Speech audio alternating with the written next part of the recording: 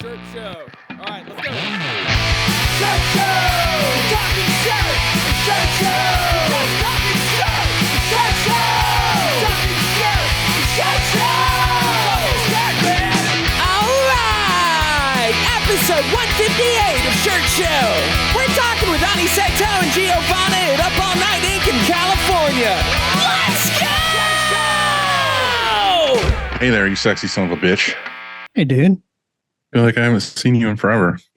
Dude, it's been a time.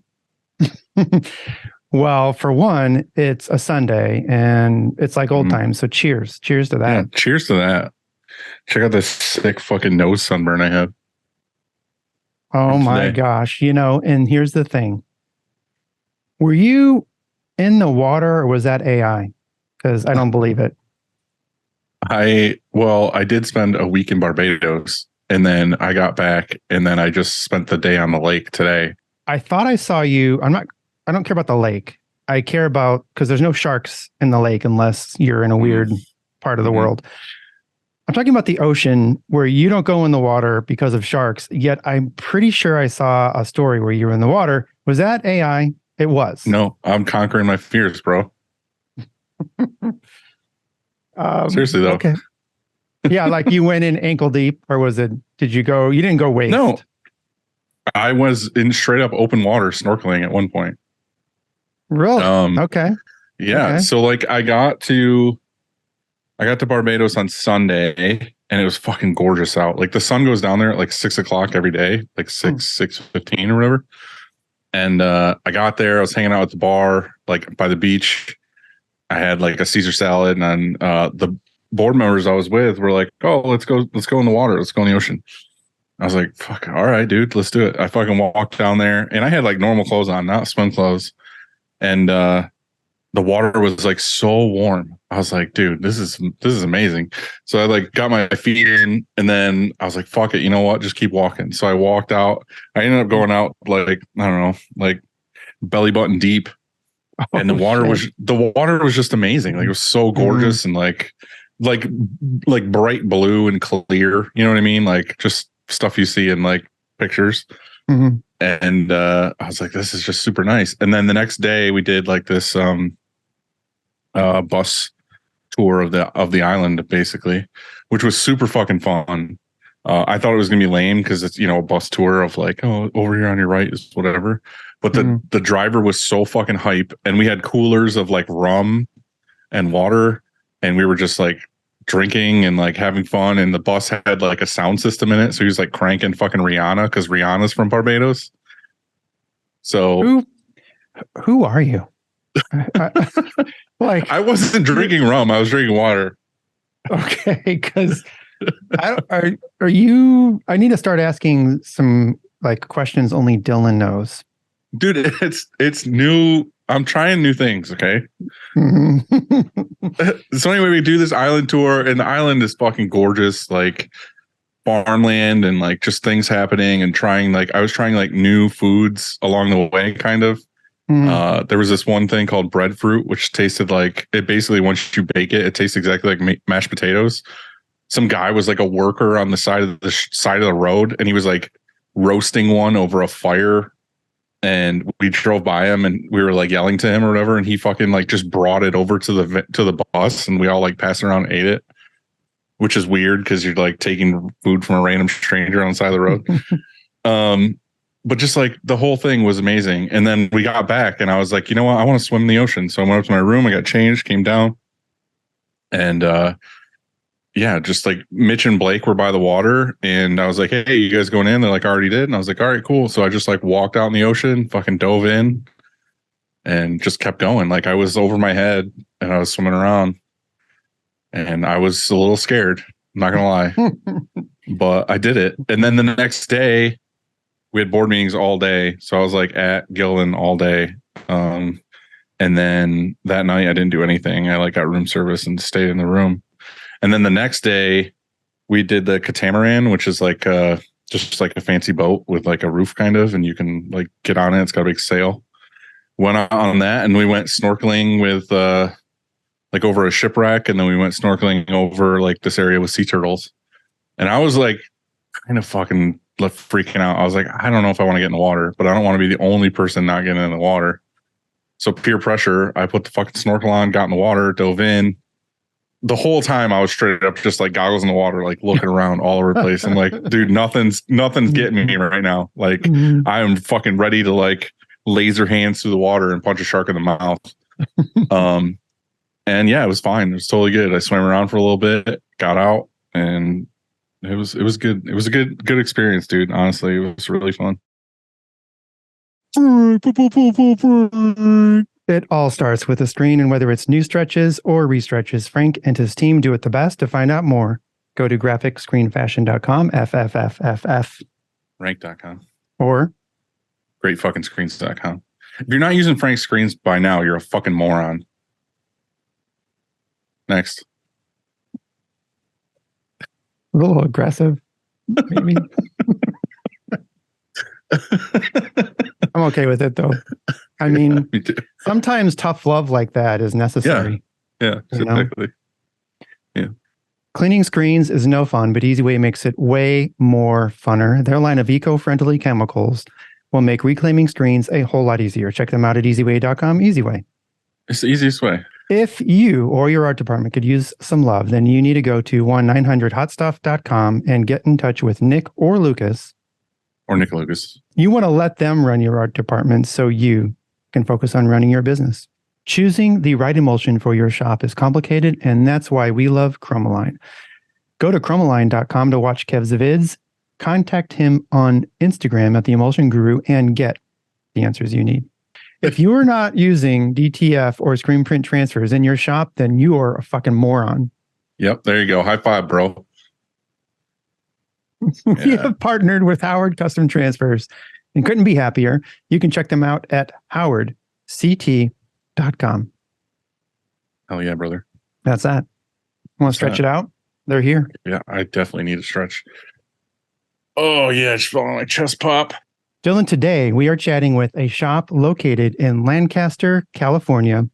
Ladies and gentlemen, please welcome Up All Night Inc. Boom, we did it again. Hi. It was perfect. We did it. Hi. Hey, what's up? Not much. That was Two in a row. very sudden. Yeah, we fucking timed that shit perfectly. Yeah. Good job, guys. It was Good awesome. job. 2 in a row, 2 for 2. 2 for 2. Good job, See if you man. guys go 3 for 3. You just jinxed it. It's not going to happen now. What's up, dudes? How's it going? It's Good. going. It's good weather out here today. It's like 74, so it's a good day. Yeah, that's not bad. Yeah, today it was super hot. Like I think it's like 88. Yeah. So because where we are, normally in the summer, it'll get like 100, 104, 103. So That's the great. 70, 80 days are beautiful. Yeah, that's awesome. That's what I'm used to. So is guys Sunday a like work day for you guys? Every day is a work day. No, it's not. So we don't answer phones and the doors are closed and stuff, but it just Sundays are more of like a go shopping, meal prep, all that. But if there's weird embroidery stuff we need to test or something we need to print, like especially with the sticker stuff we do, if we need it to degas, we'll usually do that on Sunday. Just let it sit. Well, that's what's nice about having it be just you two is you make your own hours. You can work Sunday if you want to. Pretty much. Oh. Yeah, we don't know how to stop. You don't Do you have to have, necessarily. Do you have posted shop hours for like customers to come by for pickup or place orders and things like Right. that? Do you have to be open? I mean, do you have that? Yeah. So we run just a regular Monday through Friday, 9 to 5, but at the same time, posted on our website and on our door, it's appointment only. Now, Mhm. we say appointment only, but like if somebody just walks in and we have time right there, we try to, help them out. But we're usually appointment only. I want to hijack this episode because I had an idea.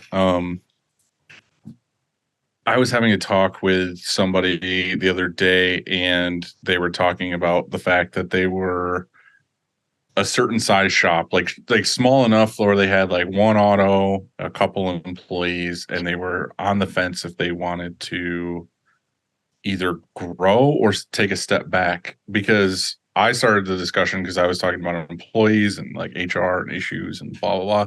And then it turned into, yeah, kind of the same for me. And I don't really know what to do, if I should double down and like grow and try to get more people, or if I should go the other route. And I was like, honestly, dude, like if it was me, like in today's day and age, I would try to find a way to where like it was just me.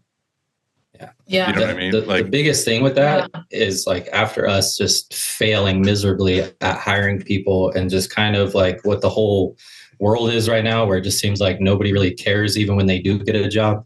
You know, I'm sure there's, you know, good people out there, but most everybody just, they don't care enough. And so for us, we went down that route of getting everything like as automated as we could. And so that's helped a lot. And it's, you know, if you're on that fence of like, do I want to grow or this, I would say like trying to better your equipment instead of employees, you know, and that's kind of where we were with some things. You know, an employee, if, you know, you pay them whatever, you know, between 500, 1,000 a week or whatever, like the amount of equipment you could, you know, finance for that to just make your operations faster was kind of the route we went. Yeah. Well, the discussion was kind of like, all right, like, what do I do though? Because I like this certain lifestyle, but I also like don't know if I want to like go basically like clean slate and hire more people, or I think that what we like Seto and I have sat down and talked about, like, what do we see ourselves? Where do we see ourselves in 5 years? Are we trying to be a shop that has like multiple autos and multiple employees? Are we trying to be that constant, like, go, go, go type of shop where it's just production? And we looked at each other like, no, that's not what we want. We want something that will sustain us, sustain our lifestyle, and will get him out of his job, his actual 9-to-5 job. Yeah, I mean, that makes sense. Well, the thing is I feel like you could, at a certain point, kind of where you guys are at and where this person was at, where it's like, I was like, pick and choose your jobs. Like if a job comes in and you're like, I could definitely do this, or I have time to do this, or I want to do this, do it. And I was like, if it's a big job or something you don't want to do, there's a million good screen printers that you could farm it out to.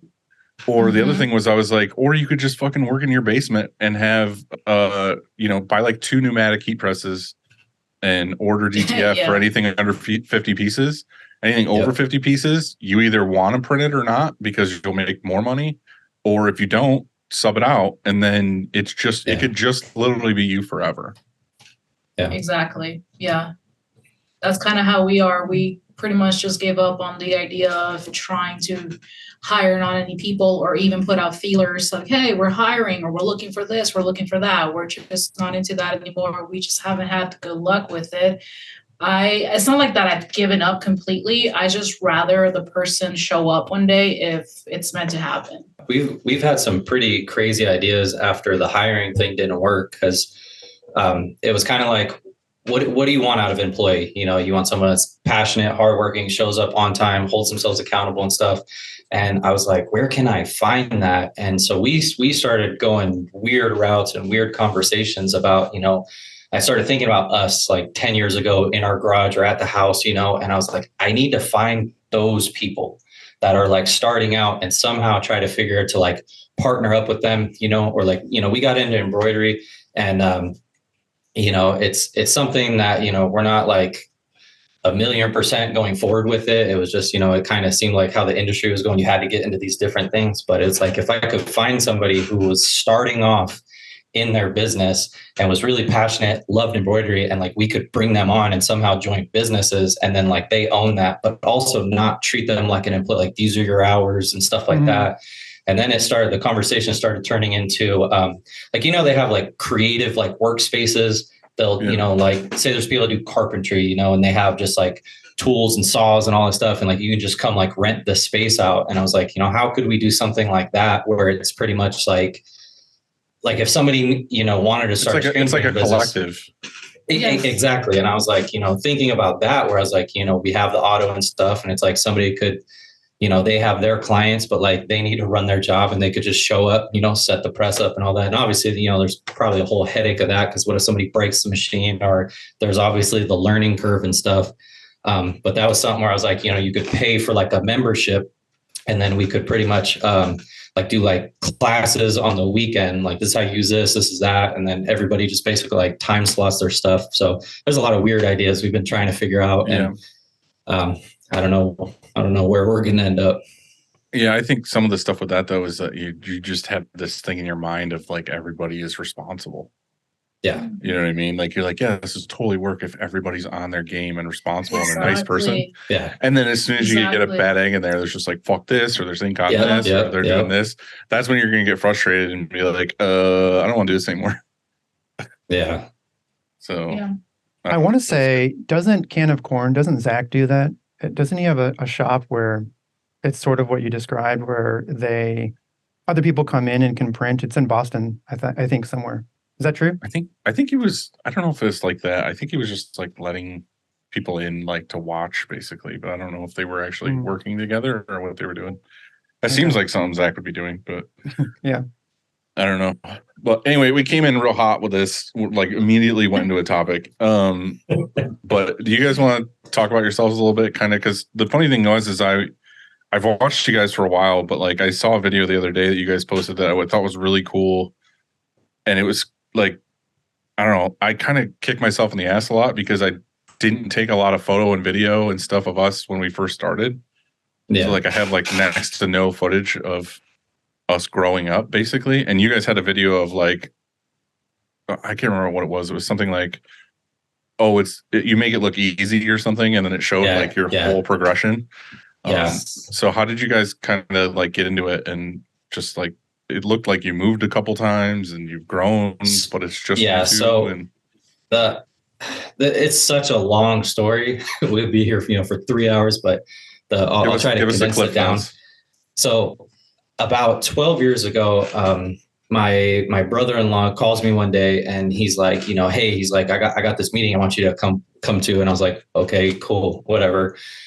So we were always getting involved in stuff. And so he picks me up and we start driving and he tells me, he's like, hey, we're going to the fairgrounds that are out here. And he's like, we're going to convince them that we should print the shirts for their event. I'm like, what? Like, how are we going to do that? Like, didn't even really know what screen printing was. He'd been doing all of his research.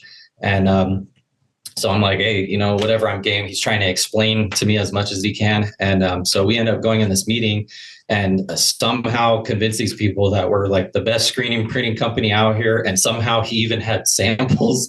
And I'm like, I know this guy doesn't even have equipment at his house. So somehow we walked out with the 50% check for the order. And from there, we drove to LA and picked up one of the Ryanette silver packages. It comes with like the 6-color 2-station, and like the open top exposure unit and inks and squeegees and screens and stuff. So we did that. And then basically it went back to the house. There's like a 500 shirt order. So never screen printed before, not familiar with any of the stuff. And we have like a 4-color 500 shirt order to do in like 6 days.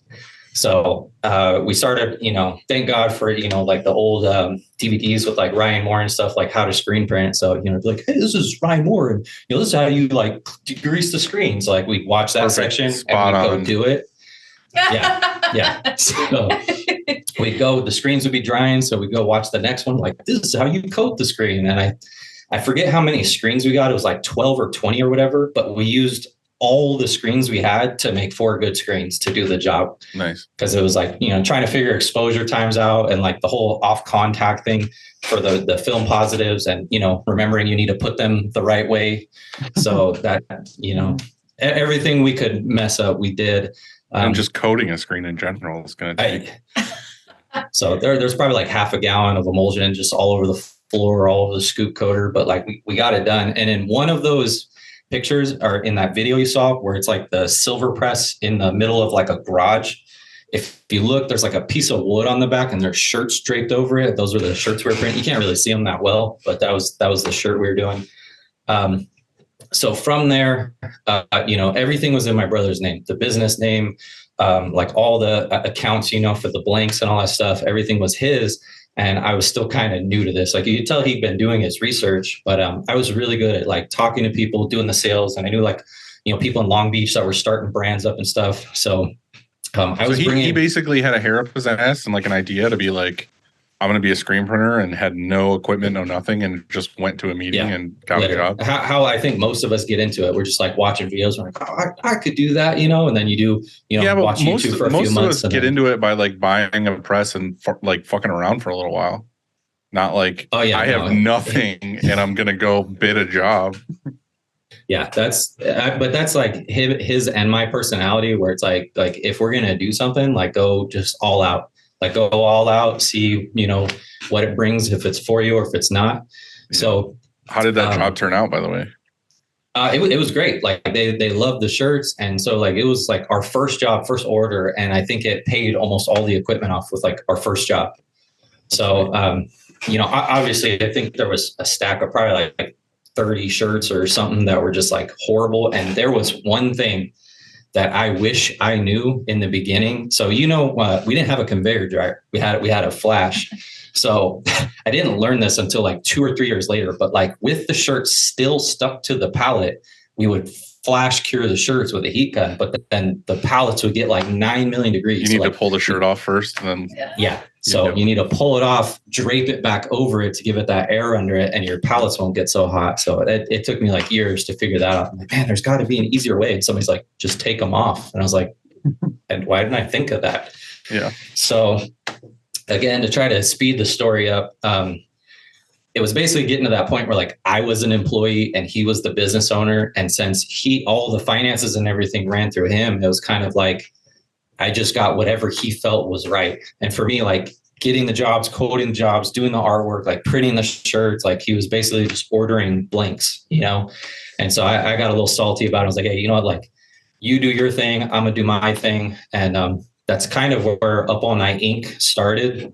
And it was kind of a joke from that first job, because it was like Friday night when we finally got the screens made for that order. And I stayed up for like 2.5 days. I think I drank like 9 of those rock stars or whatever, just like trying to get that order pumped out. Your heart exploded in your chest. Yeah, I was young, so it was okay. Mm-hmm. So I got salty and was like, hey, I'm just going to go do my own thing. So now here I am, like addicted to this screen printing thing because there's money in it, but like I don't have any equipment. And back then, it was like the Caesar Easy Weed or whatever, like vinyl stuff, heat press stuff that you could do. So we basically, I got a cutter, and we started doing like the vinyl stuff with the heat press. And basically from there is like where the birth of Up All Night Inc. happened. But then also there's the part where like she comes in where, we had known each other in high school and stuff, but it wasn't until like later that we started like talking and reconnecting again. And she was going into the Art Institutes of Los Angeles, and she was getting her degree, her bachelor's in digital media and animation. So it was like, I knew the business stuff. She was amazing with the artwork stuff. So she would basically just make these like really awesome artwork for the clients. But still, like, we weren't screen printing shirts. And so that's when we found at one of the shows in Long Beach, FM Expressions, when they were doing the screen printed transfers. And so we basically were doing like we were advertising that we were screen printers, but we were just doing the transfers with the heat press. But since we had really good artwork, that's kind of like where a lot of business started coming in for us. And then there was an accident that happened. My brother-in-law got T-boned by a drunk driver. He survived, but like really bad, like went through the windshield, went through like a barbed wire fence, like shattered his elbow, shattered his hips. Like they almost had to amputate his legs. He couldn't walk for like a year. But he got better, and he started walking again and everything. And it was kind of one of those things. We just had like a mutual respect for each other. And out where we're at, Willow Springs Raceway is out here. And so we did a ton of graphics on cars out here. So like racing numbers and sponsors and stuff like that. And then with the screen printing, they would want pit shirts. So him and I basically, like with our own businesses, we would work together. He'd be like, hey, I got these 2 cars. I need you to do an install. So, we just kind of worked back and forth. Or if I had an order I didn't want to do the transfers with, I'd send it to him to do the screen printing. So you were doing vinyl this whole time too? Like you were doing wraps and stuff? Oh yeah. That's kind of, I was doing the wraps before even the screen printing stuff. So you were kind of like had your feet dipped into the industry. Yeah. Before you got into okay. That was back when vinyl was so cheap, like you could make a killing on anything, versus now it's like, you make like 5 cents, on job. Like it's ridiculous now. But, I remember back then when like huge roll, you get like 36 inch, like 150-yard rolls of vinyl, like $28 at these like warehouses we were going to. So basically, my brother-in-law ended up, it was kind of tragic, but he had a pulmonary embolism. So got a clot, went to his brain. He ended up passing away. And it was bad, for the whole family and kind of our whole group of people. But my sister calls me and, she was like, hey, do you want this screen printing equipment? And I was like, look, I don't have any money. She's like, no, that's not what I asked. She's like, do you want it? She's like, you're the only person that like I know would do something with it. And I was like, yeah, if you're just going to give it away, like I'll take it.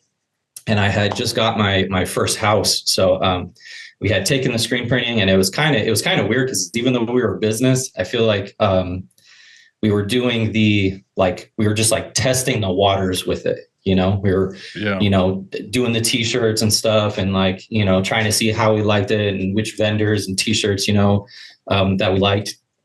And then from there, it just kind of, I don't know if you want to talk about that, about you working and then deciding to quit work if you want. Yeah. After we got the equipment, the secondhand equipment, I was kind of running it. We were both actually running it. We still have full-time jobs and I was still going to school.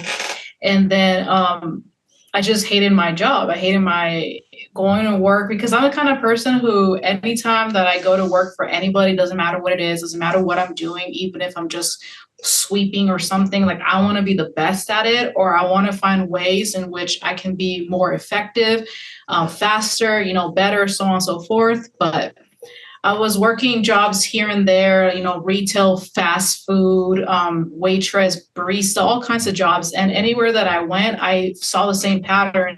And that was that I kept outperforming everybody, which in a sense was bad because I ended up having to do the work of like 5 people.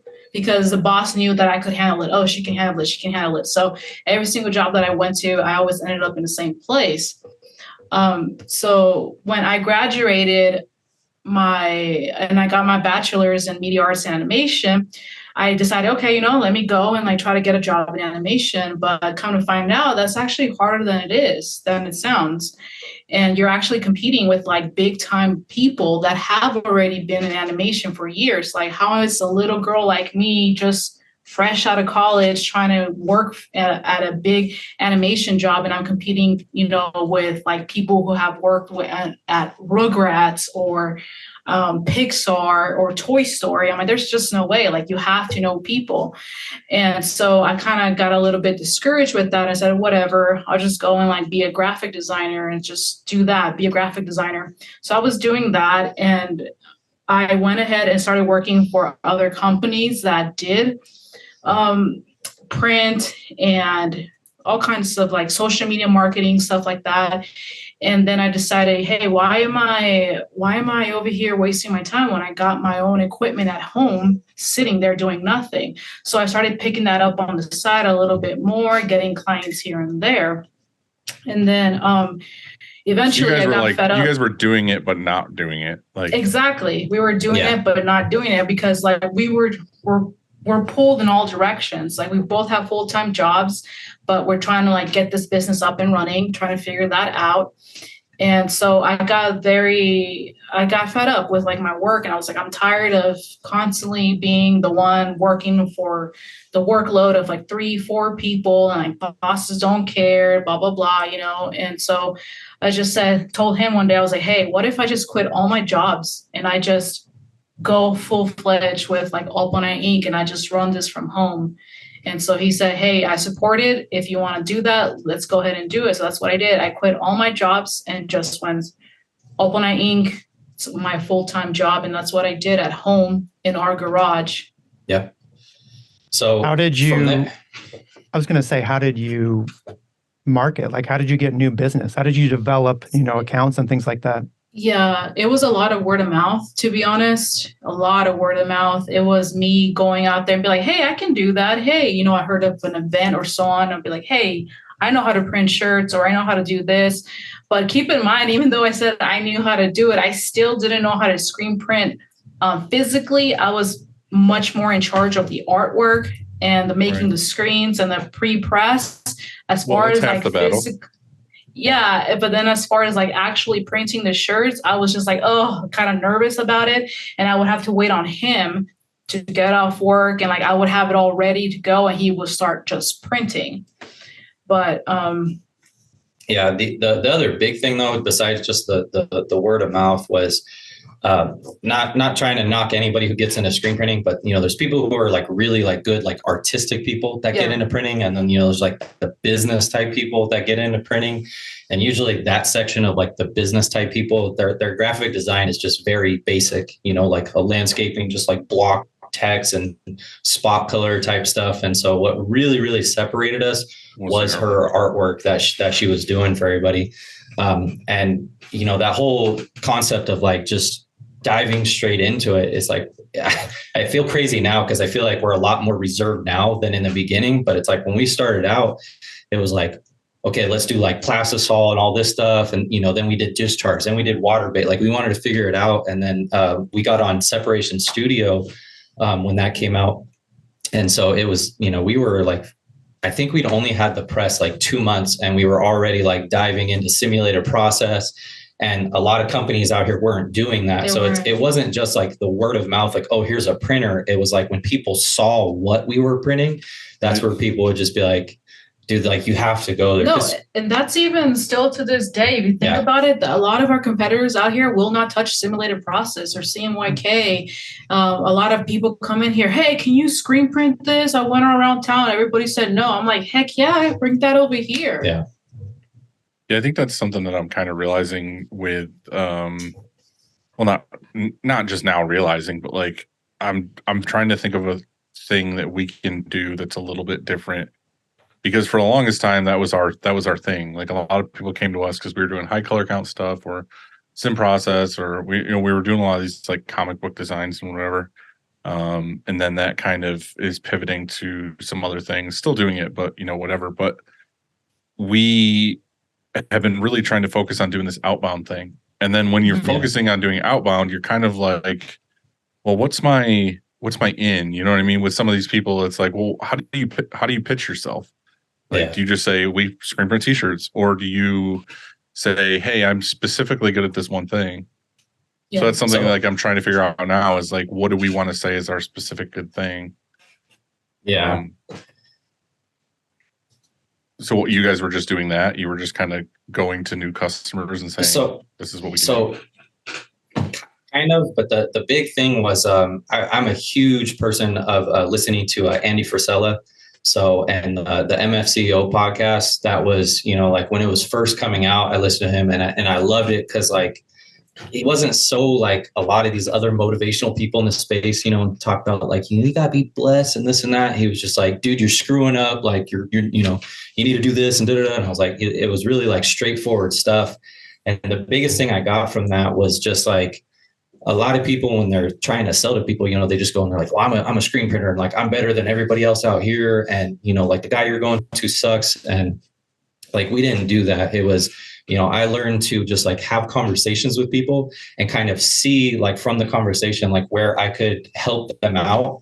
Right. And the other thing too, that I learned is a lot of people with their screen printing is like, they don't realize like they're unintentionally insulting people. Yeah. And so they'll, like, somebody will be like, oh yeah, we go this down street. And I'm like, oh, you go to them, and like, it makes the person feel like they're dumb, like they made a mistake. And so like, there's people that come to us and, they go to ABC place down the street, we're like, oh yeah, they're great, and like they offer this and this, but this is what we do different. And then we show them samples or artwork that we can do different, or just quality wise.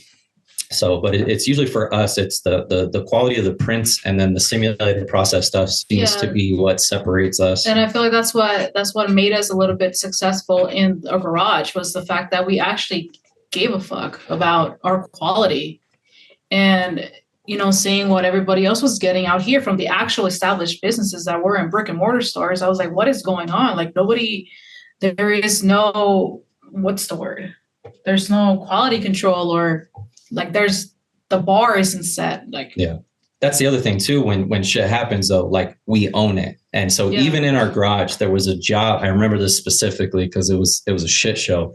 But we printed. There was a guy we printed for, and like thank God I had done multiple orders from him. But we had done discharge prints because we were doing spot color, but it was like 6 colors or something like that. And it was just like it was always a hassle. Where I was like, man, like we could do the discharge and like get that no feel or whatever. And it was like, I had done it a few times, but it was like the first job we did with it. And they were on cotton heritage shirts. So we had done them, but like, you know how they just kind of have like that crusty feel before you wash them. So we ended up, I was like, you know, let's just wash them real quick. So like we washed them and they felt all great, but then like the shirts they looked used, you know? And so I called the guy, I was like, hey, do I need you to come over? He's like, what's wrong? I was like, well, we printed all the shirts, but I washed them. And he's like, why'd you wash my t-shirt? And I'm like, look, bro, I know I made a mistake. So like he was pissed because his event was in like 2 days. So we ended up calling them, did a will call. She drove like all the way out. It was like LA or somewhere, you know, hour and a half away, picked the shirts up, came back. We just did the regular spot color. Like it was a mess, but it was that thing. Like we owned it. I was like, dude, I screwed your shirts up. I had a fuck up this week too. Can I talk about? Hey guys, can I talk about my screw up this week? We had probably a week ago these independent crew neck sweaters that were, I don't know, like the vintage. I can't remember. It was like plum or something, like just like that off purple light color, whatever. And the customer asked for like a tonal print, so I was like, okay, like normally we could do like a tonal thing where you make like a tonal ink and use it and whatever. And, or you could just pick a Pantone, which in my opinion is the smarter way to go at this point. Yeah. Which I don't think I'm ever going to do like a tonal ink ever again after this job. But anyway, like I made this ink. I called my rep and I said, hey, you know, I kind of want to make a tonal ink. Haven't done it in a while. Is this like a good one to use or whatever? So we use like soft hand and, you know, like, I think it was something stupid, like a very, very light amount of black. And I mixed the whole thing and got it good, did a test print. I was like, this looks fucking perfect. Like this, like I literally walked in the office and I was like, I can't be any better at my job is what I said. I literally said that out loud to Sarah when I walked up to her with a test print. I was like, I am fucking so good at this job. And I brought it to her. It looked great. And I was like, all right, cool. So again, this is just like a one color, like customer name across the front. So I do that, bring it in, test print approved, take it back out. I say, run it. This looks fucking awesome. And another thing about that job before we even started printing it was the fact that we've done these maybe 10 times for this customer. It was one of our best customers. And it just is like maybe like 1.5 inch text logo across the front. Yeah. Well, it's one of those, like, I don't know if you've ever printed shirts for one of your good customers and you like go to their restaurant or their bar or whatever and you eat there and you're looking up at the wall and you see like your prints and you're like there's nothing wrong with that, but like I still think it should be a little higher. You know what I mean? Like I feel like that print's a little low. Mm-hmm. Like they're not complaining. Like it's just like I feel like whoever proofed that job in the first place probably should have done, instead of like 5 inches down, should have like 3 inches down or something. Yep. Like whatever. So I was like, you know what? Just go ahead and move it up because I don't think that they actually care. It's just on us to like do what's appropriate or what's supposed to happen. So anyway, I tell them me and Bill made the decision. Yeah, let's like bring the print up. So anyway, like with our screens here, when we make them, we make it basically to where all shirts, other than like if you're stepping up for like really bigger items, is you're pulling everything to the collar just goes off the edge of the pallet. And like the artwork is already placed on the shirt where it should go. You're talking about for your smalls, mediums? Yeah, for like smalls, medium, large, whatever. Like just literally pull the collar off the pallet and it's right where it needs to be. So anyway, with this job, there's 2 things that got fucked up. because one, I was trying a new ink that I've never used before, and two, I had them change the placement on the fly on the press. So anyway, I say go ahead, run the job. So they're running the job, and they're like doing like a funky placement because we want to bring it up like an inch or inch and a half or whatever, and that's fine, whatever they're doing. I walk away, I come in here, I go back out there, and all of the prints after like the first, like after all the smalls all look great. All the medium, large, XL, 2X, 3X, whatever. And there's like 250 of these fucking independent crew necks, which are not cheap. No. And everything after the smalls was like this dark maroon color. Jesus. And I was like, and they're flying through these because it's like a one color, one, pass print. Yeah. They pretty much finished the order. And I'm like, I cannot give them these. Like, these are fucked. Like, I don't know what happened. Like, did the ink burn? Like, was this something that we used that wasn't supposed to be printed this way? So I was like, God, whatever. So I reordered the whole thing. And again, this was probably like $1,000, maybe $1,500 in replacements or whatever it was. I don't remember. I don't want to look at it. Mm-hmm. So we fucking get them back here. And then we do the same thing again, where instead of a tonal ink, I use a regular ink. We found a good color. It looked good. I was like, sweet, we got this fixed. Do the same thing because we got the same screen. So now the ink is fixed, but they're doing the weird placement or whatever. So they do the whole thing, do the whole job. Again, we just replaced this fucking job. We send it to the customer. The next day we get a call from them. They're like, hey, all these prints are crooked. And I'm like, what? There's no way. And she shows us holding it up. And I'm like, she's probably holding it wrong. I was like, just have her put one on. She puts it on. And it's definitely crooked. I was like, God damn it. So she's like, I don't have time to mess with these. Can you just come pick them up? And she's happy. Like, she's fine. Like, she knows shit happens. And it's a good customer of ours. So I was like, I'll come down, get them. We'll bring them back here. I'll hold them up. Like John's place, we went. Remember, he had that laser system where he was like holding it up. Mm-hmm. So I was like, we'll just go through them all, find the ones that are crooked, take them out, replace them again, whatever. But the reason why they were crooked is because when he was loading it, he would load it and then pull to where it would normally be. But then they adjusted it again to get it into the new placement. And when they adjusted it, they probably like pulled it slightly one way or the other because it's such a thin print across the front. So again, we're replacing those fucking crew necks. Again. That's terrible. And then the funniest part of this whole thing that came full circle for me today was I was already kicked in the nuts twice. Like, I was already upset about this happening. I get on the boat. I went on the lake with my mom today on her boat. And my mom comes in on Saturdays and like cleans the shop or whatever. And my mom is so like straight to the point with things. Like, she's the worst when it comes to being in traffic. She'll like scream at people. But we get on the boat and she's like, your people need to really stop messing stuff up out there. And I was like, what do you mean? She's like, the test print bin is overflowing with like all these crew necks and all this other stuff. And I'm just like, immediately I was just like, Mom, it's okay. Like, shit happens, like whatever. But it was just funny because she was trying to stand up for me. Like, when you were gone, like all this stuff got messed up. And I was like, it's okay. Like, I approved it, whatever. So again, back to your guys' point of like, just fix it and do the right thing. Yeah. I tried to hurry up and fix it and do the right thing for them. But it was also kind of like, I didn't want to even bring up the fact that we already messed these up one other time before the customer got them. Right. Because I don't want them to think like, what the hell are they doing over there? Like, they can't get this job right. Yeah, shit happens once in a while. It's not like we suck. It's just, it was a funky job, funky thing. Shit happens, but that's usually how it happens though. It's like you mess it up and now you're like stressed and like you're, I needed this and that. And then you mess it up again. And it's, I just think that in that vein of that story is just like, fix it, but don't necessarily have to tell the customer that you fucked anything up in the first place. Yeah. Like, as long as you're still getting it to them within the deadline, like business as usual, you did the job, whatever. Mm-hmm. But I do know some people that'll be like, oh, we did this and we messed this up and we did this or whatever. And it's like, why'd you say anything at all? Just like, you guys, do you do anything extra when you goof like for them? So you know how I guess they were inconvenienced, and so was this our customer. She had to return the shirts here, and now she's gonna have to come back and pick them up.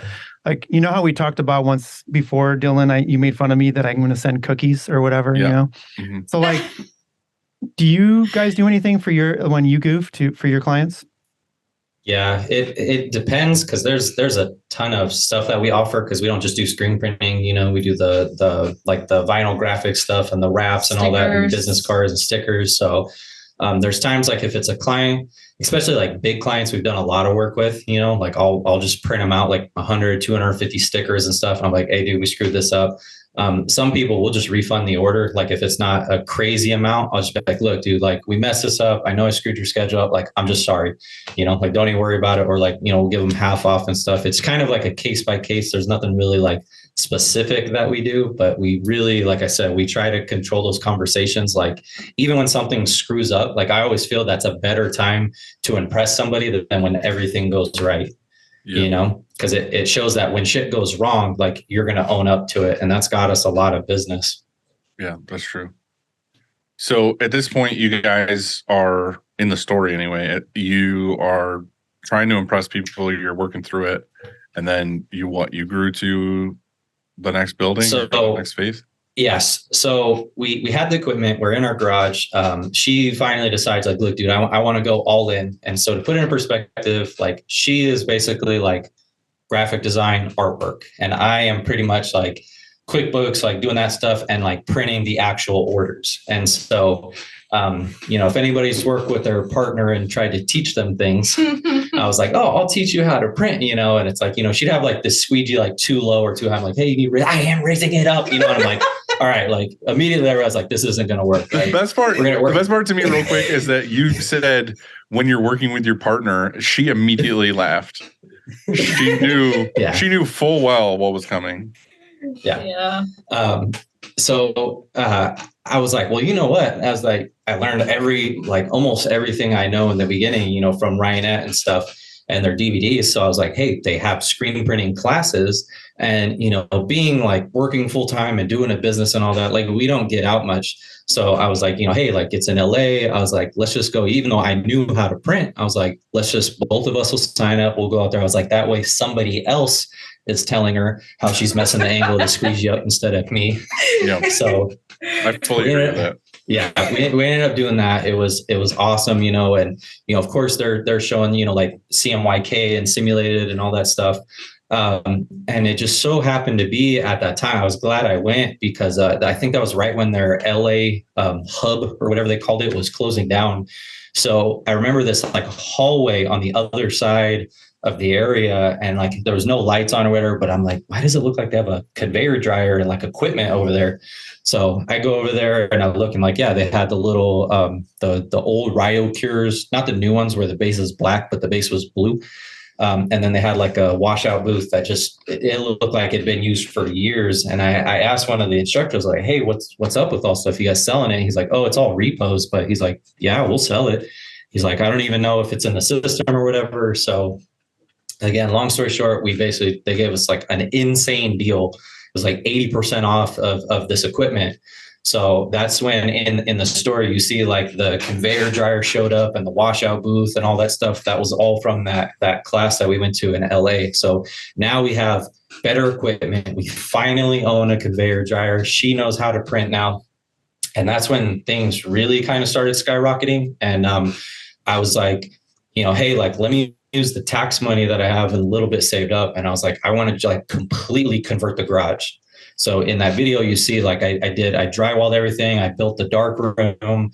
We did like the commercial carpet. We painted, textured everything. Cause like when people, you know, show up at your house, I don't want them just looks like we're sweating out in our garage. I wanted them to come in and like, oh, wow, like this is really nice. Like there's a kayak hanging above your head and like your bikes are in the corner.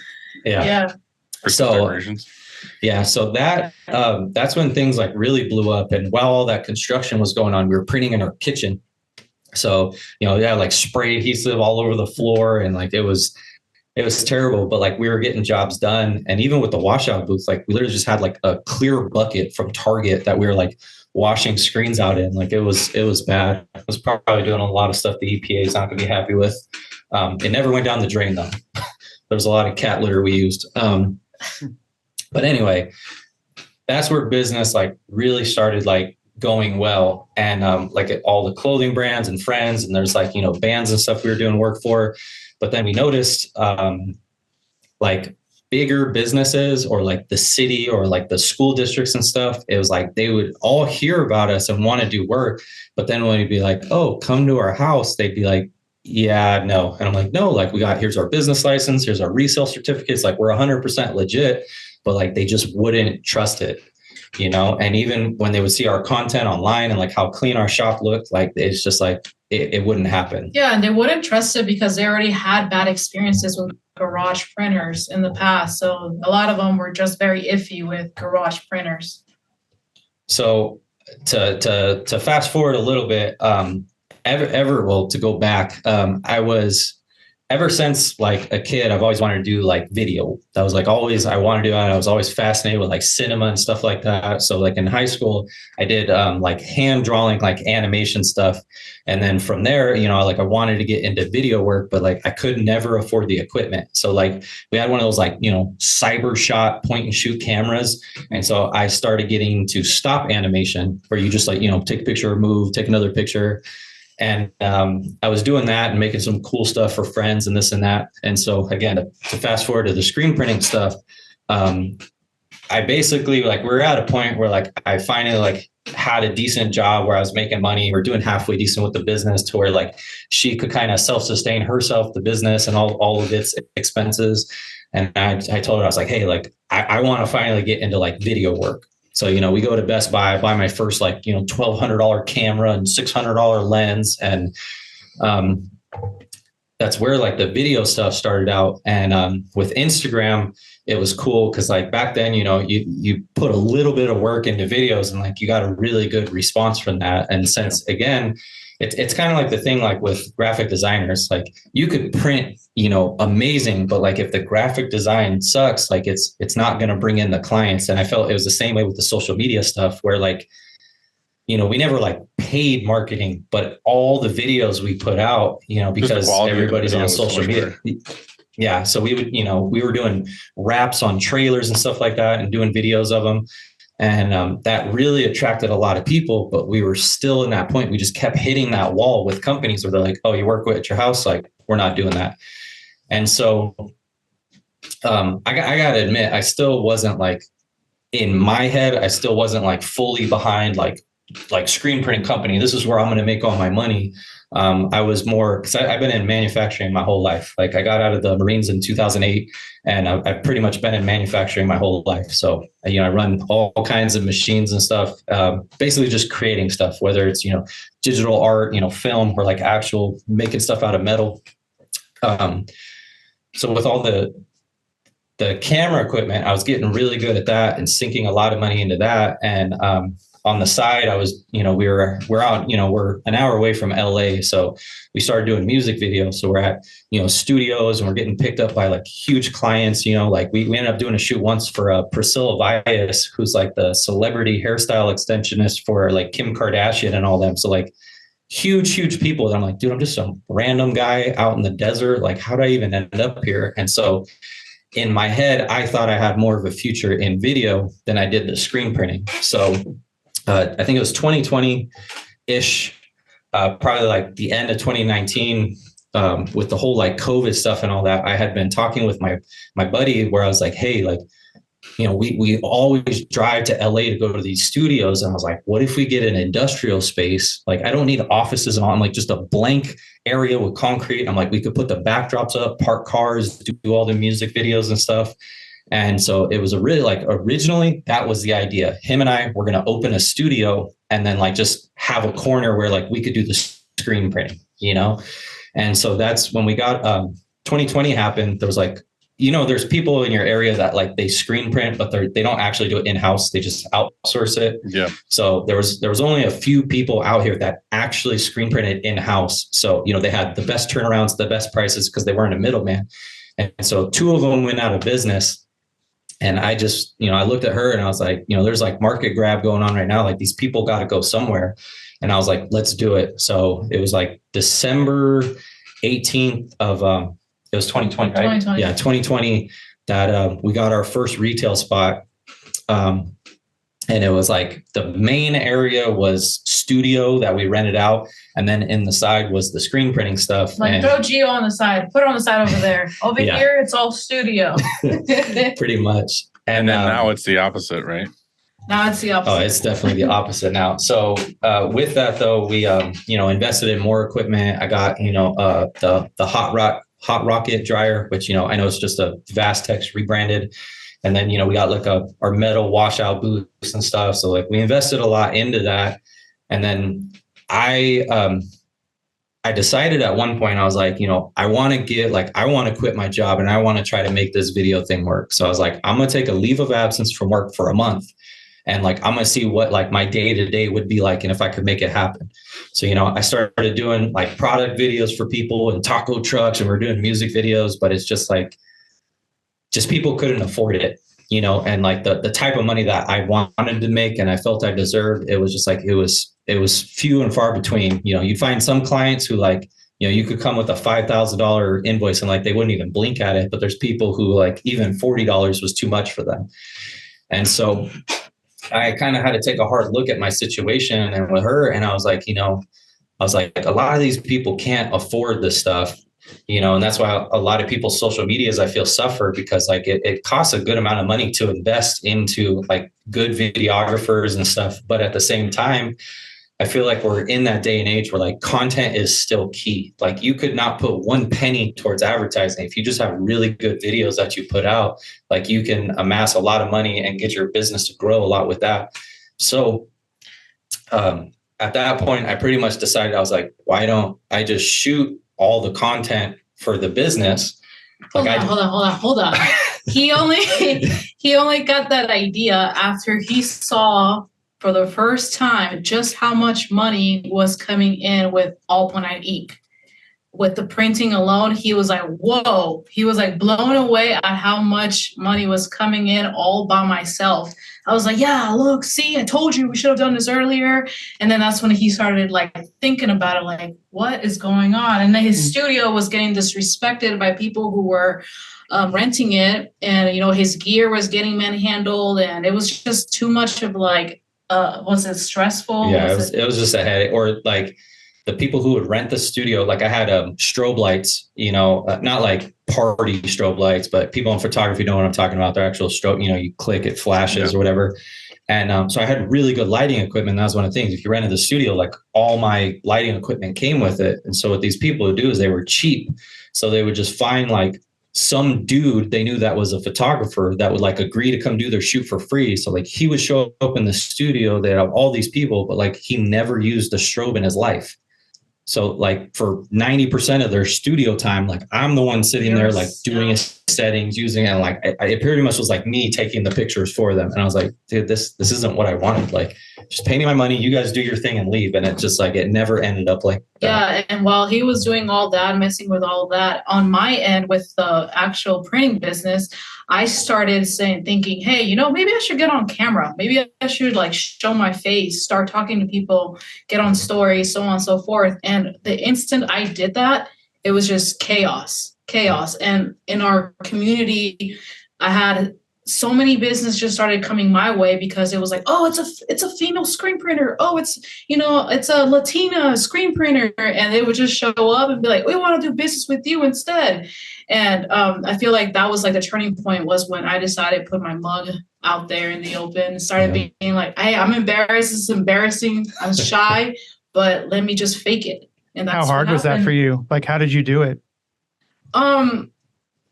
I just did it. I just told a little voice in my head, like, nobody cares. Nobody cares that you got a double chin. Nobody cares that, you're a little overweight right now. That's not the point. The point is just show your personality. And, people have always told me that they love my personality in actual real life. And I was like, let me show that online a little bit. And when I did that, I was like, wow, I should have done this a long time ago. Yeah. Yeah. I think it was like 4,000 to 8,000, whatever. When we went through that fall, it was like in a span of just like a few months, like from us just like doing the videos, getting on camera, it just kind of like skyrocketed at that point. Cause it was like, instead of just being like how I see like 90% of the content screen printing, it's like just the typical like overshot of like the t-shirt on the pallet, which is like, it's cool, you know, or like them just showing like the squeegee. But I'm like, dude, the second you put your face out there and you become a human, you know, to these people like that's what they relate with. People want to buy from people. They don't just want to be like sold to like, oh, buy my shit.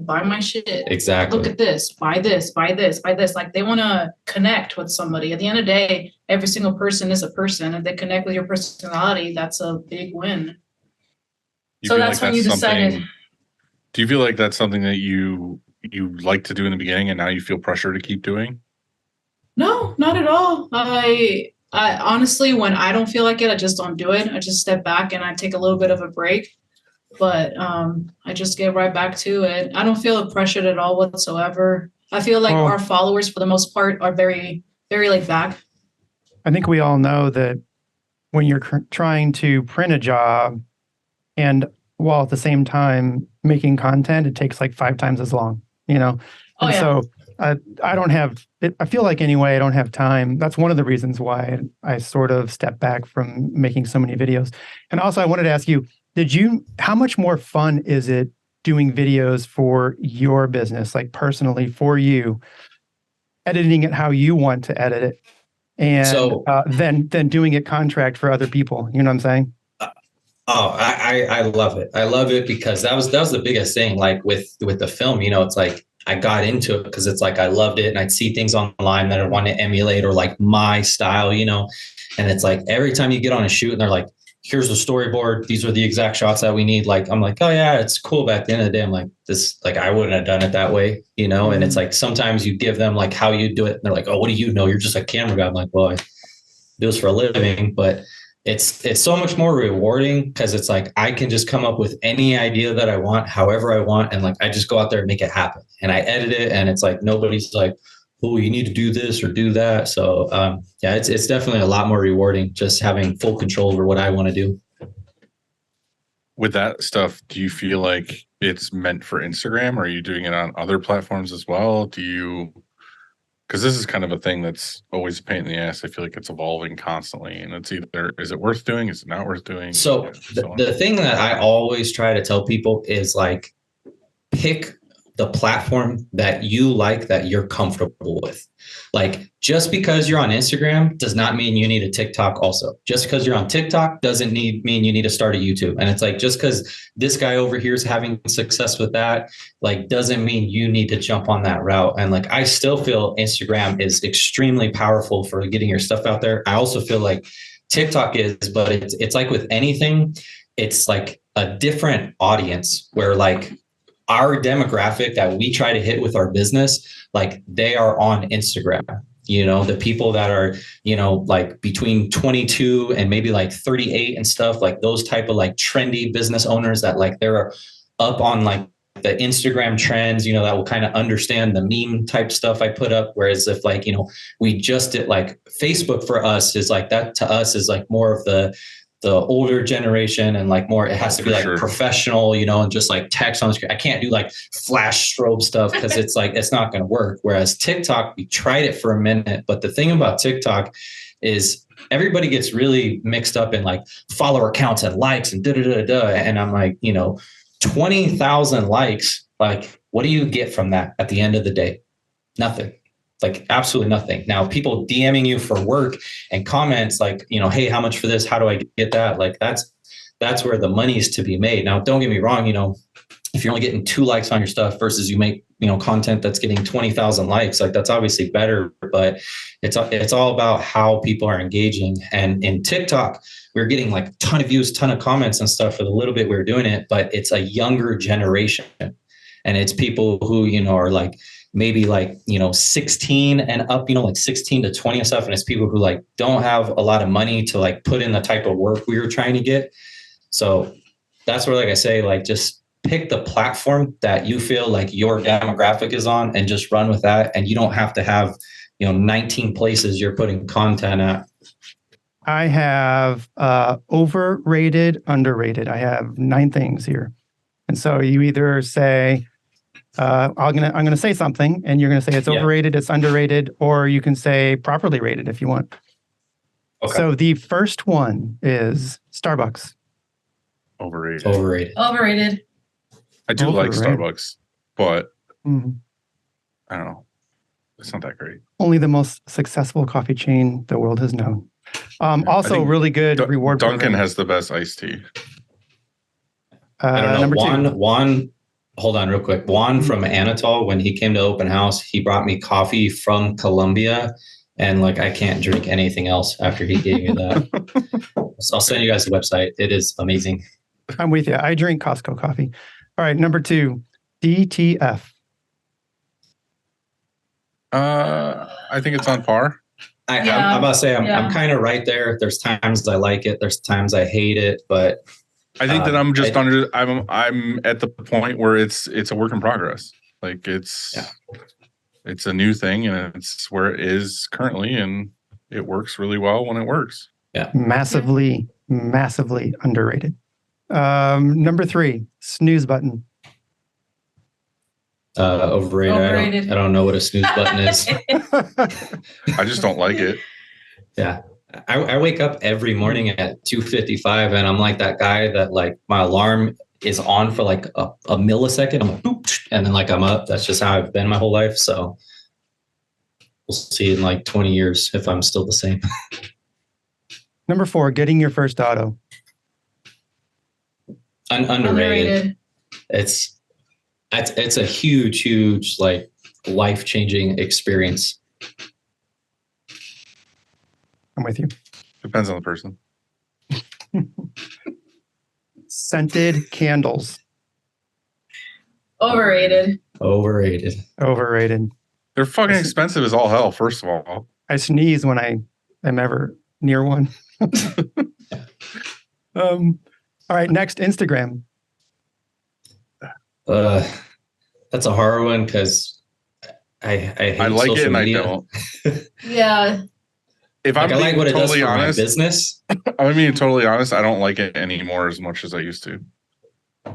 Yeah, it's a chore. So Yeah, I mean, I like it because I am addicted to it, and I get to like talk to my friends, and I get to see what they're doing, and it motivates me to do better in my business. But I feel like when it was first kind of came out for the first bunch of years, it was way more fun because your feed was actually people you followed. And it's not even it's more than that. And how I feel about it lately is like 6-8 years ago, it was like the content, in my opinion, was so good. And it's like now everybody's like, oh, you got a business, you got to be on Instagram, you got to make these videos, you got to do these trends. And I feel like 80% of the content is just this like forced trash that like when you're scrolling through, it's just like, I don't care. I feel like the worst. I get it. I understand it. But I feel like the worst thing that could have happened to any of the social media is the word trends.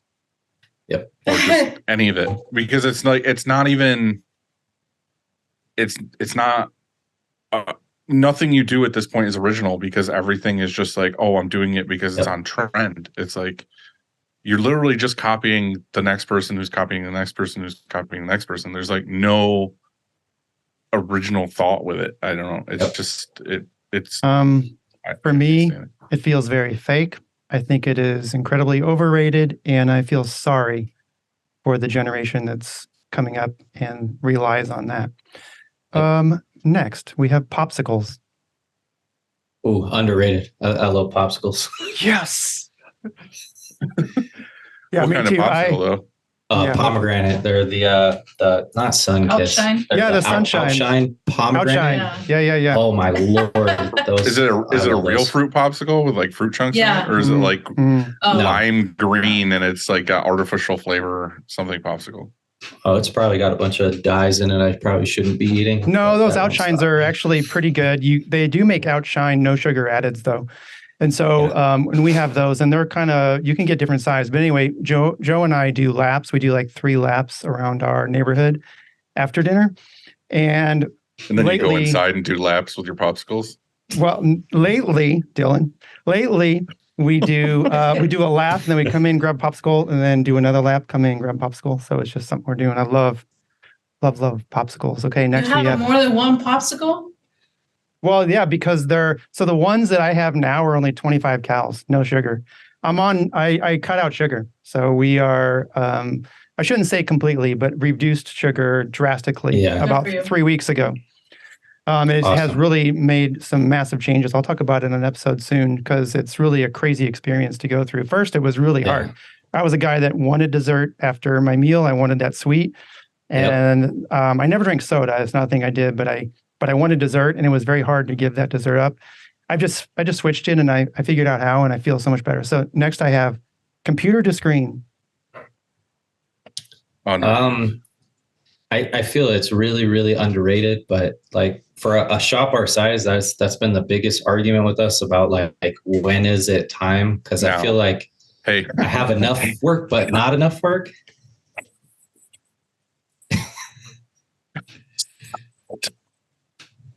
It wasn't coming through, whatever you were saying. God damn it. I was like, is this ASMR? But it's like silent, I guess. So the thing is, and Do it it's what I've tomorrow. seen a Buy it lot. tomorrow. Yeah. It's what I've seen in the industry a lot though, where it's like that new cool thing that everybody needs comes out and it's like $50,000 to $80,000. And I just feel like in like a year or two, somebody's going to come out and they're like, oh, it's 16, which I met at the last show, I think it's Elite, the people who make the orange ones, the orange CTS machines. I think it's the Spider. Okay. Isn't the Exile? Hold on real quick.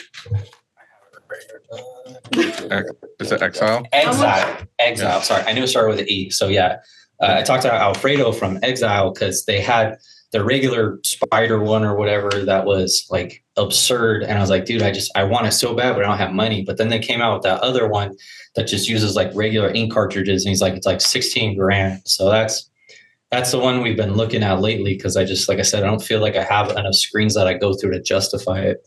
I feel like I would either get a wax unit or I would get a laser, but I remember when we first got our iMage, the ROI on it definitely paid itself off like in a year. Yeah. Like it was one of those things where I was like, I was like, how did we not get this sooner? Yeah, because I keep thinking like, dude, it's a lot of money. It's another payment. But then I keep thinking if I get that and the ARM system, like just registering, we just ran, what was that last job? seven colors or whatever. Yes. Like just the answer is yes. Click, bam, done. And then just getting rid of, dude, we are still running on an Epson Artisan 1430. So that answer is no. Yeah, I mean, the registration system is what makes that Number ROI. one. Yeah, I mean, it just changes everything. So you get your money back. And I would say for us, I don't even know if it was a year, it was less than that. We've talked about that before. All right. Last but not least, sleep. Underrated. Yeah. For sure. Underrated. So I work like 14 and a half hours every single day. Like I start work at Lockheed at 3:30 in the morning. And then I get off at 1, I come to the shop, and it's like I hear and see some of the people, and like not pointing fingers, but like a lot of the people I see that are in like really bad physical health and stuff. It's, they're like, oh yeah, I sleep 4 hours a night. And then I'm like, well, get more sleep, dude. Like, yeah. I schedule out like 8 hours. Like I'm getting 8 hours. She sleeps just a little bit more than that. And like, we're really advocates about like get a good mattress and stuff. And there's actually a book called, I don't remember off the top of my head. I'll look it up right now and tell you guys, but there's a book on it about, it's like Sleep Better or something like that. And it talks about like the temperature, and then something weird that was explained to me was how in the center of your bed, like after a while, it will start losing its shape. And so you get like a sag that ends up happening on your hips, which is causing a lot of problems and why you can't get comfortable and sleep through the night and stuff like that. So we're all about, just like 2 weeks ago, I was looking at like a $16,000 mattress with all the adjustments and stuff because I'm all about sleep. That's the funny part for a lot of people is you think about it, like you spend, what is it, like a quarter of your life on this thing? Exactly. Yeah. And you go buy like a fucking $300 mattress and you're like, yeah, like, man, I wonder why my life sucks. It's like, well, because your fucking mattress sucks. Like, yeah, it's called Sleep Smarter by Sean Stevenson. So that was a really good one. I was definitely one of those people for the longest time where I kept saying I'm a night owl, But really what it was is I just didn't go to bed, and then I would go to bed at like 1 or 2 and wake up at 6. And then I was like, man, at a certain point I was like, man, I wonder why I'm unhealthy and like overweight and feel sluggish and like a piece of shit. And then I, got a lot better sleep, and a lot of that was because I went to the doctor and got like a machine and like everything else. And like as soon as I started actually sleeping, I was instantly like a different person. I was like, holy shit, like I have energy and I can do stuff and I have motivation and everything else, and it changed my life. It's crazy how many people like don't understand what they're doing to themselves every day. And it's like, I feel like caffeine and sleep, like you guys know about the half-life of caffeine, that will like whatever you have in your system after 12 hours, like half of it is still basically active. So, these people, it's like, 12, 1 o'clock, they pound a Red Bull, by the time you're going to bed, like you still have half of that active in your system. And a lot of times what's happening is like, it's like a lot of people will have anxiety and stuff like that. And a lot of it happens to do with like caffeine and how it like triggers the same like fight or flight response, and which stresses you out more during the day. And then when you don't sleep, like it's adding onto that, and it's affecting like your cardiovascular system. And a lot of people don't understand like your physical health, mental health, all of that, like just chilling out on caffeine and sleeping could fix like 60% of the issues you're having in your life. Yes. But 1,000%. I'm following a guy named Brian Johnson right now, who was a tech millionaire, and he is 45, 46, something like that. And he started this thing called Blueprint, and he's trying to extend his life. And he was he was very unhealthy while he was running his business and all that kind of stuff. And now this is a new thing. Anyway, he says he has this huge plan. It's Blueprint. It's massive. But he said, if you don't do any of this, like if you don't do anything else, just do one thing, and that is sleep 8 hours. And that'll make your life significantly better. So the other crazy thing I learned about caffeine, just to put this out there, is everybody thinks caffeine gives you energy, and like you couldn't be more wrong. I forget the actual word. It starts with it just like shuts off the sensors, basically, right? They're like andesite receptors and stuff. So all it does is like you actually being tired, it just masks that. So you're like, oh, I have energy, and it's like, no, you're delusional, and that's why you crash. The caffeine wears off, and you're like, oh, I feel like I got hit by a truck. So yeah. Andy, did you have any other questions? I know you have the weird ones, so. No, that's it. So there were some listener questions, though. That's usually your thing. You have those somewhere? Real quick before we do that, do you guys have anything else? I know like you're in a better spot now, and we kind of came in real quick with you should just kind of keep going by yourselves. To tie that in a bow, is that how you guys are feeling? You're feeling like you're doing great with like, your social looks really good. You guys look like you're putting out really great work. You have this sweet duo team. Is that the plan, to keep that rolling as long as humanly possible? 100%. Like we have some other like online digital stuff, and we're trying to break more into that like digital world to kind of break out of our local area. But as of right now, we're not actively trying to hire somebody. I think if somebody just amazing walked through the door, we'd probably like give them a shot. But as of right now, it's just going to be us for now. Oh, dude, I didn't look at these. There's fucking 30 of them. No, there's a lot of comments. There's a few good questions, though. A lot of them are like, like. I like the one somebody asked about our HR department. I don't think they're ready for that. I think you answered a couple of them in there. One of them you said we're talking about on the show. What was that? So I know one question I commented on, they were asking about if we do all of our video work in-house, and to just answer that a little better. Yes, 100%. I never went to school for it. Like 100% just learned everything off, YouTube and Google. And I feel Google is probably the most underrated thing that you could do. I don't know how many kids I see around me, like asking dumb questions. I'm like, you literally have a thing in your pocket that has all the answers. Yeah, I say that too. Yeah. There was a guy that I knew that basically said that. He said, like, we'd be standing there and you'd ask a question and be like, man, I wish I knew the answer to this. And it's like, we literally all have magic genies in our pocket where we could just be like, answer this question right now. Dylan, and ask that one that Oops asked, because I think a lot of people could relate to that. I mean, a lot of people work with their spouse. She's awesome, by the way. Yeah. Yeah. Love both them. Both love her. Where is that one? I didn't see Rick's in there too. Long time listener, first time commenting that one. Yes. How can they still be together after working together and also coming home to each other? Do they take separate cars to work? How do they handle work disagreements? And what was the biggest one they've had? And how did they handle it? Okay, so You're ready. The first easy one. He's like, listen up. we do take separate cars, but that's only because, like I explained before, I work full time at Lockheed, so I'm gone at like 3 a.m. Now, like today, we came to the podcast, like we drive here together, but usually, especially because graphics, when I have to do installs, I don't want her getting stuck here. So, like, yes, 90% of the time, like we take different cars. Now, the big one, like how we've been together so long and made it work.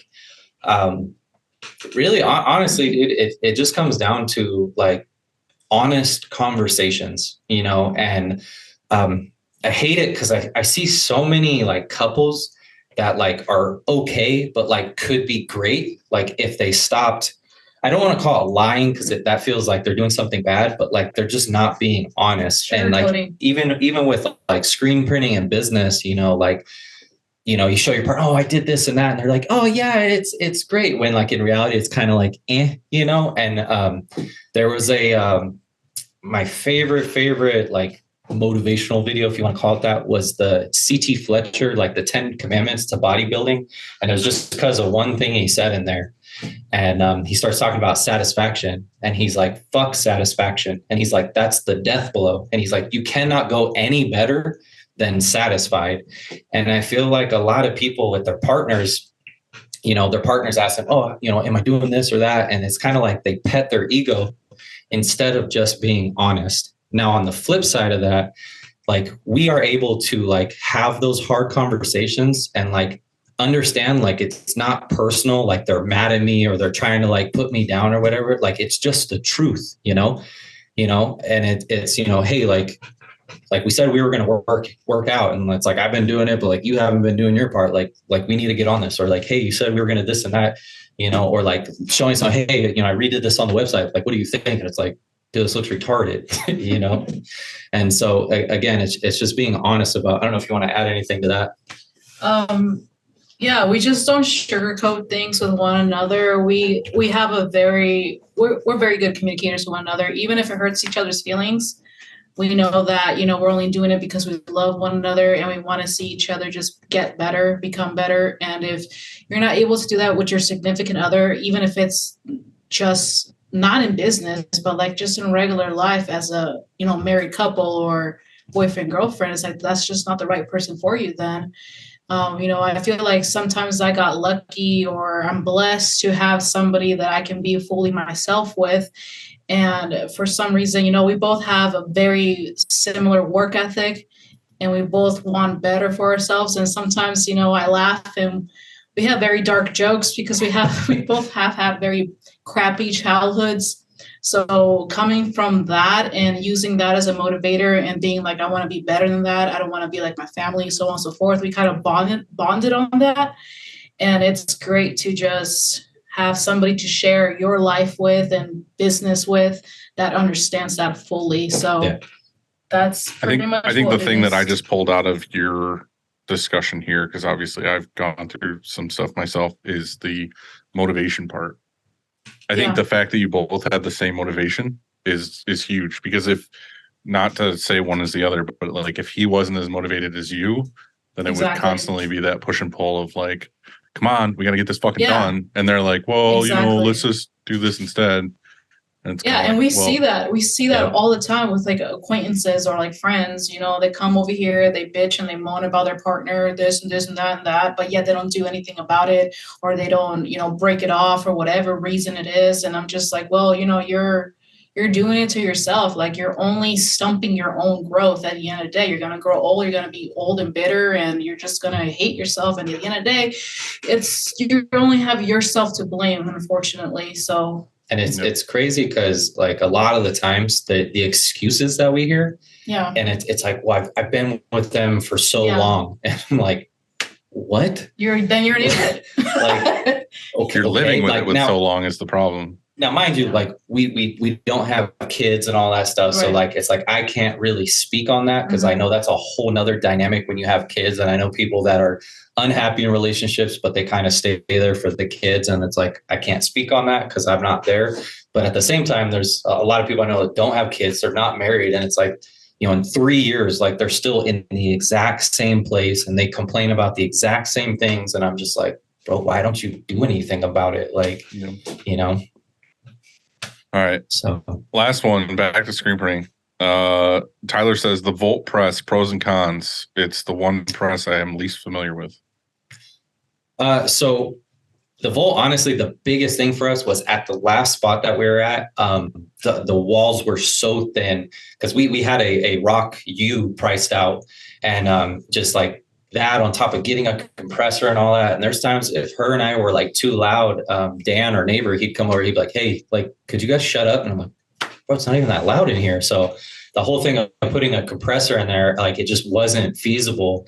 And so that's where I had started gravitating towards Anatol because I saw them at the show and they're all electric presses and stuff. But I forget who it was, but they said something where, you know, you don't think about something obvious and then somebody tells you like, oh yeah. Cause I was like, well, man, it's all electric. Like, I don't know, like it could break and this and that. And they're like, even the Rocks and the M&Rs, like they all have electronic parts too. He's like, you have electronic and pneumatic. He's like, just the Volt is just all electric. And I was like, oh yeah, when you think of it like that, like, dude, if things are going to break, they're going to break, you know, and they have warranties on these things. So, and it just so like totally random happened that when that conversation was happening, Paul, the SoCal rep for Anatol, just showed up at the shop one day, you know, and it was like, we were already kind of in that headspace of like, what are we going to do? We need more output. So being all electric was probably like the biggest pro that we had. No air compressor. Yeah, no air compressor, no extra fees, all of that. Like you just run it in. So like it was perfect. Cons, like honestly, like not just trying to like overhype it, but like we haven't really had any issues with it. The only thing that I feel could be improved on that's just kind of annoying is when we move the screens like in between, you know, to like check registration in between the platens, sometimes there's not a whole lot of room there. So like on the top, I can see all three of our registration dots, but on the bottom, because of how the side clamps come in, like sometimes I can only see one dot. So that's probably my only con I really have on it. Yeah, but I mean, at the end of the day, you know, this is the first auto we've ever owned, and that's something you should keep in mind. Like we don't have anything to compare it to, so we wouldn't even know, you know, if like the Rock is better or the M&R is better. Yeah, the only thing I like Anatol and I do like the Volt, and I've always said that if I had a garage shop, I would probably have a Volt because of the fact like no air compressor or whatever.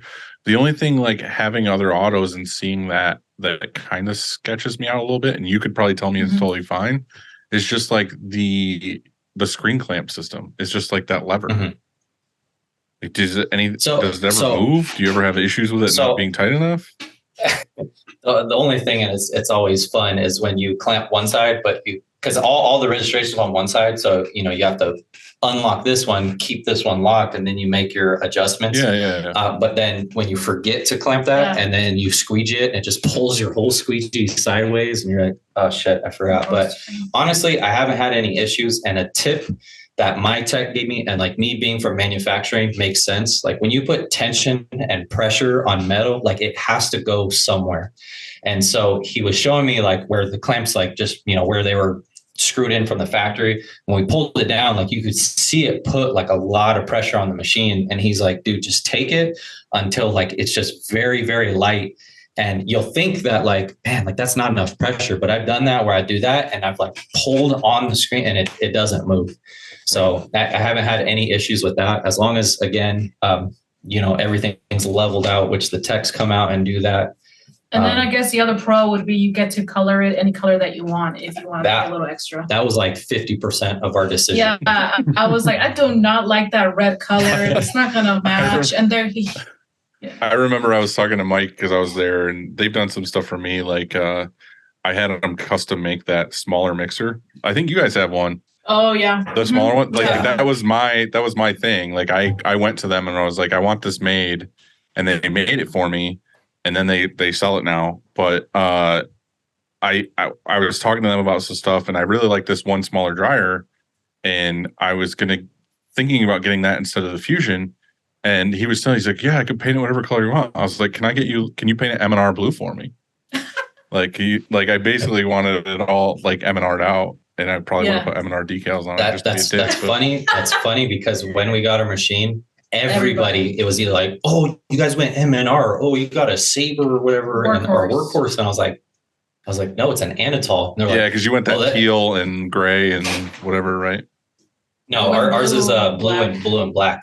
Yeah. So that Workhorse color. Just because it's like that's what our logo was, right. And everything in our shop. And our shop's all black. Now, pros was something. I guess it was more of me being proactive. Where when they sent us out to a Santa Clarita just to check somebody else that had one, I had noticed they had a head that tilted up, and I was like, well, what's the point of that? Yeah, the extra one. And he's like, oh, well, if you're running 2 operators, he's like, you can pull it up so you have a loading, unloading.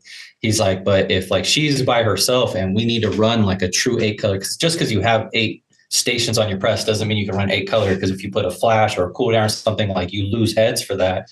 So ours is a 9 color 10 station, and our 9th head goes up. Yep, and that was specifically, if we ran into 8 color jobs, I wanted to be pull that down, still have the flash.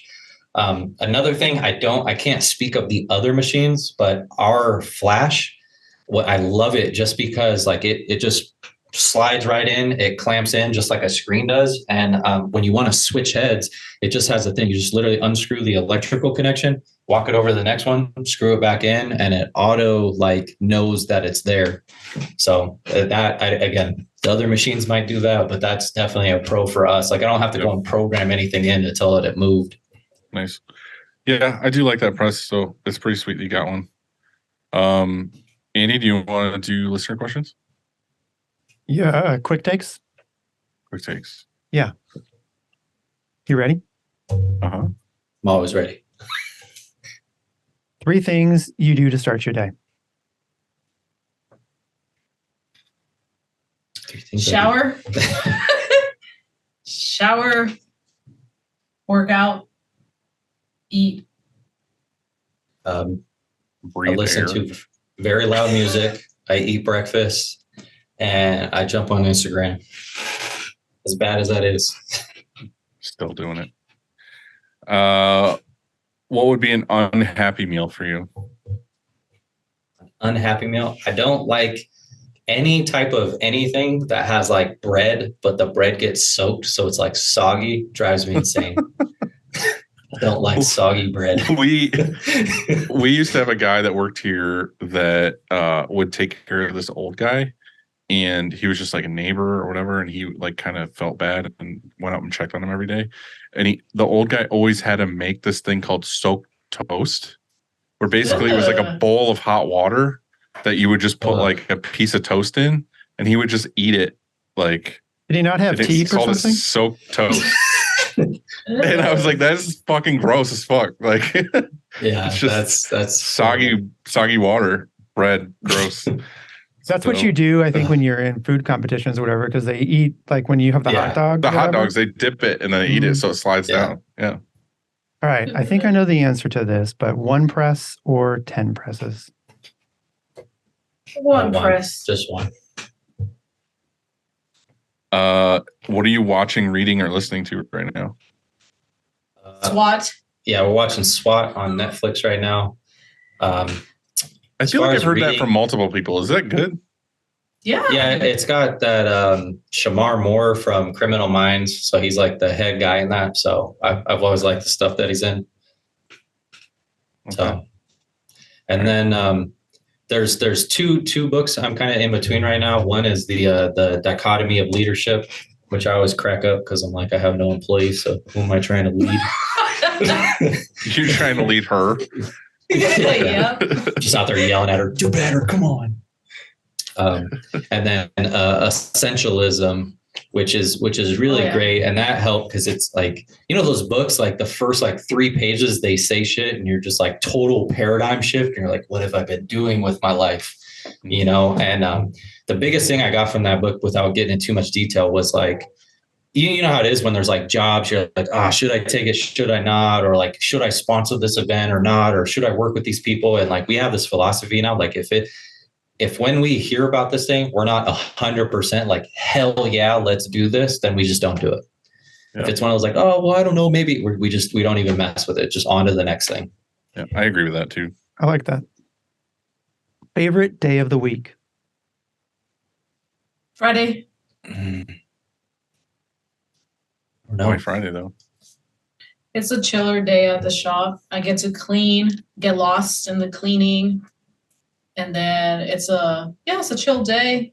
I like Saturdays because 90% of the time I'm just at home chilling or riding my bike because I ride street bike. I don't know if you guys got onto my personal Instagram account, but I do like a lot of like the tracks out here because there's, Willow Springs and Buttonwillow and all that. So that's kind of what I do on my free time. We both ride, but yeah. Nice. You guys should have rode to work. That should have been part of it. I need to retire right now. Would you rather encounter a Bigfoot or an alien? And I'm suggesting Bigfoot could be an alien, but Andy wrote this question, so alien, of course. I don't know. I think Bigfoot just because I think I literally work with a dude called Sasquatch, so I might already met him all day. Yeah. Yeah. I like the other question that we had of this before because it kind of sparked interest was if you would rather run into an alien or a ghost. Alien. Still alien. I said alien too. Because to me, an alien is just like another being like us that just lives somewhere else. And you're just like, exactly. You're like, what's up, dude? But if you met a ghost, it's like, that's a whole nother can of worms of like, okay, well, that's spirits and like, that's what I'm saying. There's a million questions there. Which world do you want to verify? Do you want to verify like that whole like ghost realm and afterlife and all that, or do you want like that proof that like we aren't alone in the universe and all that? That one's way easier. It's like, there's a fucking million options. There's got to be one. Yeah. But ghosts are just like, all right, well, that means my grandma's been watching me do weird stuff in my bedroom for forever, and I don't like this. Imagine you met a ghost that was just like really boring though, Like, that's the thing too, is you watch all these movies and it's like ghosts are like, they're haunting something. It's like, what if this dude just fucking died here and he has no other choice and he's just like chilling and you're like sitting he just in his keeps chair trying to go in your fridge and like make a sandwich, and it's like, dude, what's up? I'm Fred. I live here for 5 years, and you're like, what the fuck? Exactly. Yeah. All right, final question. What's for dinner? I'm feeling pizza. Yeah, probably pizza tonight. They got some pretty good pizza we got from Sprouts. So what are you guys gonna have? Is it? They're like these like vegan pizzas, whatever, but it's like a vegan sausage pizza, whatever. So, dude, we went to a brewery the other day during lunch, and Bill got a vegan chorizo pizza. Mm-hmm. Yep. And I was like, what's vegan chorizo? And he's like, oh, it was probably some kind of like soy protein something. It just looked like white blobs of nothing. He's like, this is pus. I was like, dude, that's what it looks like. What the fuck is this? Like, this is white. It's funny because things on a pizza. This is gross. Like, this one doesn't look like that. Yeah, because the one we eat, it's like red and has like red sauce. Because we make like the chorizo potato burritos like once a week. They're amazing, but it doesn't look like white pus. Trader Joe's has a soy chorizo. If you are ever interested, if you have a Trader Joe's by you, I am zero interested. I would rather just have the real thing. No interest for me. I'm probably gonna have a Baron, honestly, because I have a million things I have to do when I'm done with this at the shop, like email wise, and then I have to go home and pack, and I have to get up early and head to Nashville. So I'm going to try to pound a pizza. I think I'm going to grab one out of the work fridge, throw it in the oven, and do some shit done. Nice. I'm having leftovers. I bought these maniconis from Aldi yesterday, and we're just going to heat them back up. They're like pre-stuffed and everything? Yep. And so, but you had to put your own sauce down and then put them in there and put them in the oven. Really good. And I only buy bougie Parmesan cheese. and you put this like super fancy. You buy the Parmesan fucking on it. wheel and take it home, and then Yeah. like, cut a chunk out of it. It's super Pulls nice. his cheese grater out. He's like, Yeah. It's on like a giant block. He's fucking he's like, sanding it. tell me when to stop. Tell me when to stop. I'm a Parmesan cheese snob, so like I don't want any of the like craft grated sawdust bullshit. Like I want the real thing. Andy really is into cheese. Like he opened my Yeah. eyes to cheese when I went to his house the first time. He had like a cheese board, and I respect Andy's Yeah. cheese choices. I do. Hey, I appreciate really do. that. Thank you, Dylan. Thanks, guys. Thanks, guys, for coming on. We didn't talk much about screen printing, but we talked a lot about sleeping and life and marital issues. But it was fun. It was awesome. Yeah, Glad you I guys could definitely do this. appreciate you guys having us on. Yeah, for Appreciate sure. it. Well, next time we're out your way, we'll stop by. Thank you. Yeah, sounds good. Thank you. Later, guys. Thank Have a good you so night. much.